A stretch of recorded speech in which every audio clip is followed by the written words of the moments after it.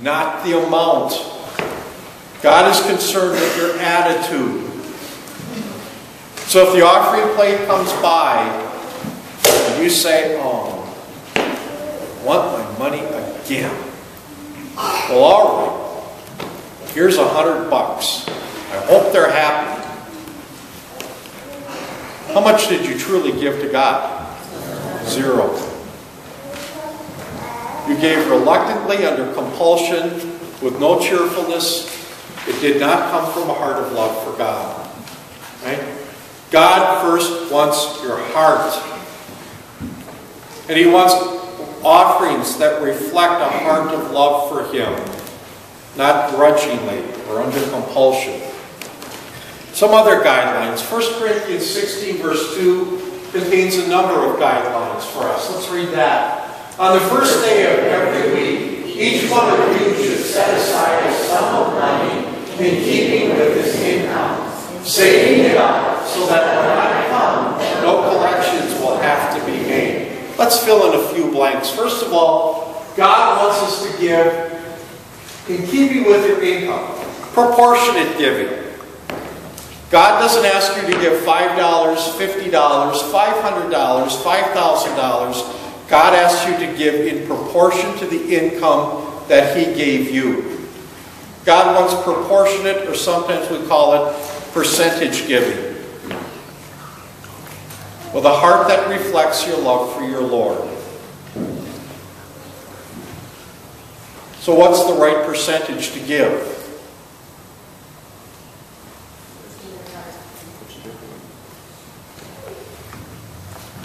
Might be a hard question to answer, right? Depends on how much God gave you. God doesn't tell you a proportion. He doesn't tell you a percentage. God doesn't say 10% or 25%. He says, give me proportionately, reflecting as I have given to you, and reflecting the responsibilities that I have given you. So let's for example, just for the fun of it, say God gave a husband and wife, 2 different families, $80,000 a year income. One family is husband and wife. That's it. The other family is husband and wife and 4 children. Do they have the same income?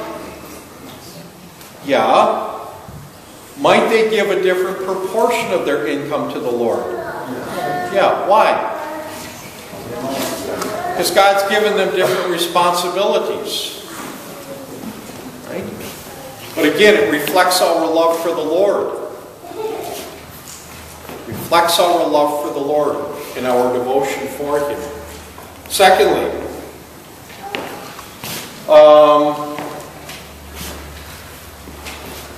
God wants us also, I moved up. First blank is God wants us to give regularly. Your second blank is God wants us to give proportionately. God wants you to give regularly. You notice how Paul instructs the Corinthians, you do this on a regular basis. Why? Which is the third set of blanks. God wants you to do what with your gifts for Him? Save them up so that they're not used on other things. Your offerings need to be planned. God wants planned offerings. God wants you to sit down with your budget on a regular basis and plan out your offerings so that they're not knee-jerk. So that you don't get here on Sunday morning and say, first of all, what's left in the checking account? So that God gets the leftovers. Nor do we say, well, oh man, what should I give this week? Let's think, quick. God wants planned offerings. And He wants you to give them fairly and generously in proportion. Next page, 2 Corinthians 8, verses 2 and 3.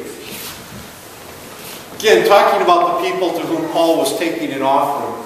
Let's read that. Out of their most severe trial, their overflowing joy and their extreme poverty, well done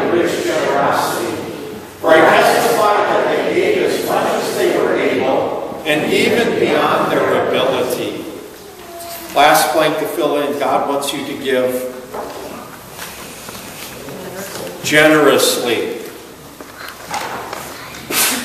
You'll notice the people that Paul praised. What do you notice about them? They weren't just poor. They were extremely poverty-stricken. Okay? Anybody know what the poverty level in the United States is right now? Anybody know what that figure is? What's that? 20, what? 12 to 15,000 a year is poverty level. So extreme poverty would be well below that.